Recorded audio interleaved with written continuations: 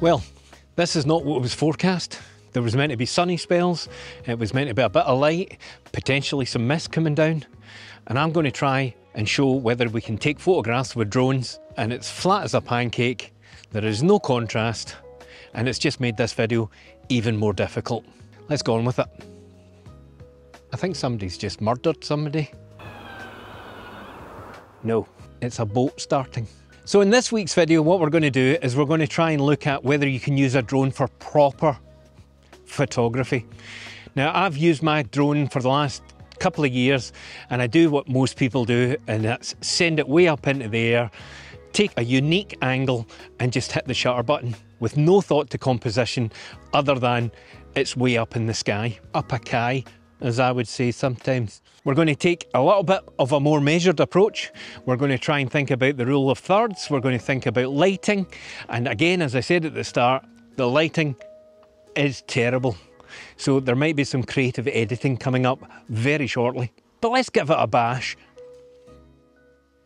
So before we start, a couple of things I wanted to mention. One of the most amazing things about this challenge is my entire gear setup for today is this.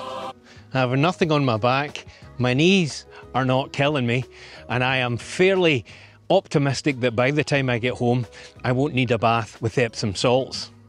But then again, you never know. So all joking aside, there are a lot of considerations I need to think about before I start this project. I only have 3 batteries. Each battery has about 40 minutes worth of flight time, giving me 120 minutes. And whilst that sounds like a lot of time to put a drone in the air, what I need to think about is I don't know what photographs I'm going to take. I don't know what the composition is going to be, and I need to manoeuvre the drone into those positions, and that can burn through battery very, very quickly. The other thing that I'm worried about is the light conditions. I've chosen that instead of using ND filters to try and control the exposure, I'm just going to use the shutter speed. And that's mainly because I'm not trying to catch moving clouds, waterfalls, anything where I might need to slow the shutter speed down.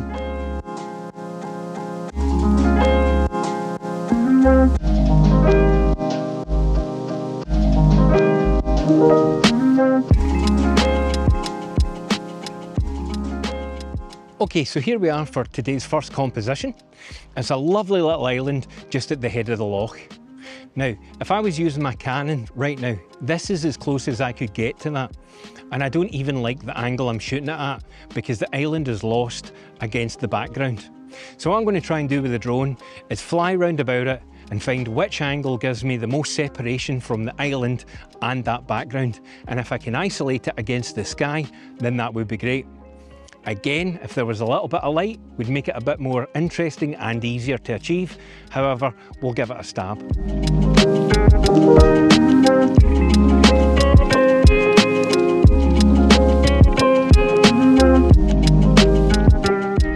Okay, so on to our second composition of the day. From this angle, funnily enough, it looks quite good because there's great reflections because the water is so still.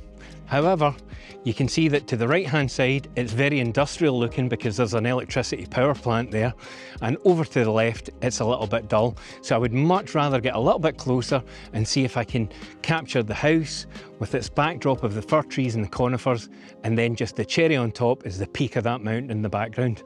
So let's give that a shot.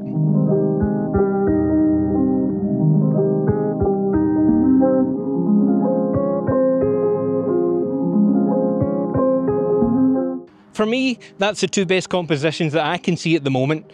So what I'm going to do is we're going to jump back in the car, we're going to make our way back down the loch, we'll head to the town of Luss and see if we can't find something better. The forecast says there's mist to arrive about 3-4 o'clock, and that's when the sun goes down, so it might get a little bit more interesting. You'll just need to stick around and see. I'll be back in a minute. I've got to make my way all the way down here now. Right, you ready? 1, 2, 3. So I've stopped a little bit before I got to Luss, and reason being is this thing over here. Very similar to the last subject, but I think that there might be a chance to try and go out over the loch, shoot back the way, because there's still some autumnal colours or autumny colours in the scene. One of the challenges I encountered at the last shoot was trying to get over that nervousness of the fact that you're flying a lot of money over water, and if something bad goes happen, If something bad goes happen, then boom! It's very difficult to claim your insurance, and DJI don't want to know about it either. So, putting it out there for any length of time is very nerve-wracking. Another limitation of drone photography that I'm starting to experience is, if I'm standing here and my drone is half a mile away shooting that from the other side, it's very easy to have a disconnect that you're actually taking the photograph. When you're holding your camera in front of your face, you feel that you are the person that's in control. When the drone is over there and you're sitting looking at a screen, it just feels different. And I dare say it just needs a little bit of practice. And once I get good at that, then the photographs will improve. I'm absolutely convinced that the first batch of photographs were not great. The light is still terrible, so this might not be much better, but I'm hoping that the fact that the loch is so still, we might get some interesting reflections, but we won't know until we put it back up in the air.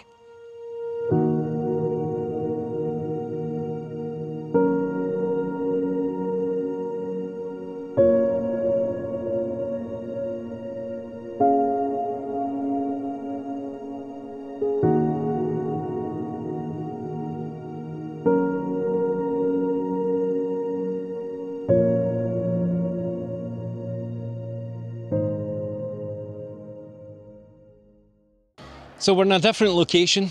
We've had a change of jacket, and the reason I've got the orange jacket out is because I'm going to be in this photograph.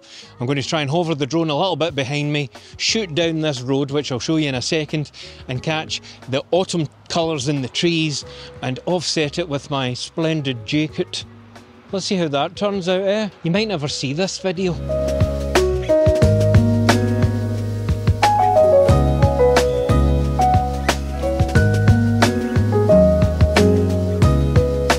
So that's me for today. The light's starting to fail, it's about to get dark. I don't know what the images are going to look like, so I'm going to take them back to the studio and I'm going to start working on them. But what I have learned is, it's quite an exciting prospect going out with the drone. Yeah, my heart's about beating back at its normal rate because I now don't have a drone flying over water. But the more I do it, the more comfortable I think I'll become with that. It was really intriguing to see some of the angles that I could get with the drone. But with good light, a sunrise, a sunset, I do believe that the opportunities and the options could be endless. I only used 2 of my batteries, so I still had 1 in the pokey, as they say. So I'm probably a little bit less worried about that than I was at the start of the day. So yeah, I've learned tons, but as they say, the proof is in the pudding. So let's go and see what they look like.